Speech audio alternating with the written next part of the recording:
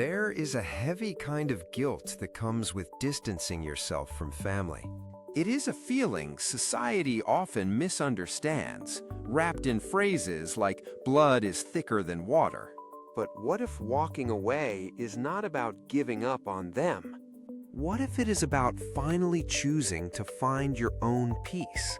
Making the choice to create distance is one of the hardest decisions a person can make. It often follows years of trying to make things work, of hoping for a change that never comes. The goal is often not to cut contact, but to create what psychologists call psychological safety. In this video, we will explore why you needed that safety, the turning point when you chose it, and how to maintain it. The first piece of this puzzle is understanding the silent psychological cost of staying. When you are in a constantly draining family environment, your nervous system can get stuck in a state of high alert. It is like living in a house where the fire alarm is always blaring at a low level. After a while, you get so used to the noise that you forget what silence even feels like. You might find yourself constantly walking on eggshells, carefully choosing every word to avoid conflict.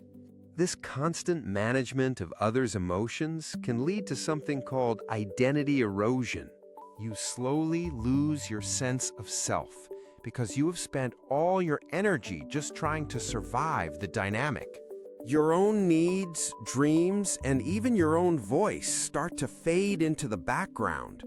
Does that feeling of walking on eggshells and shrinking yourself sound familiar?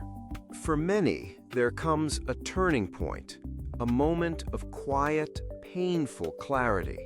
It is the moment you realize that the cost of staying has finally become greater than the fear of leaving.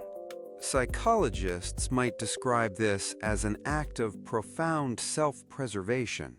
It is like an emotional immune system, after years of fighting a low-grade infection, finally kicking in to heal. This decision is not an act of malice or revenge. It is an act of survival. It is the moment you stop shrinking yourself to fit into a space that was hurting you, and you finally give yourself permission to grow. If these insights are resonating with you, consider subscribing for more stories that help you understand your mind. But what if going no contact completely is not possible for you? This is a reality for so many people due to financial ties or other shared responsibilities. That is where the low contact toolkit comes in. Low contact means you consciously reduce the frequency, duration, and emotional depth of your interactions. It is about creating boundaries that protect your energy. One powerful method within this toolkit is called the gray rock method. The idea is to become as boring and uninteresting as a gray rock. When someone tries to provoke a reaction, you give them nothing to latch on to. Okay, this is not about being cold, but about being a calm and unmovable surface. Creating this safety is not just about what you leave behind, but also about what you have space to build. This is where the idea of a chosen family becomes so important. These are the people who offer the support, respect, and safety you have always deserved. When your mind is no longer in a constant state of defense, it can finally learn to trust again.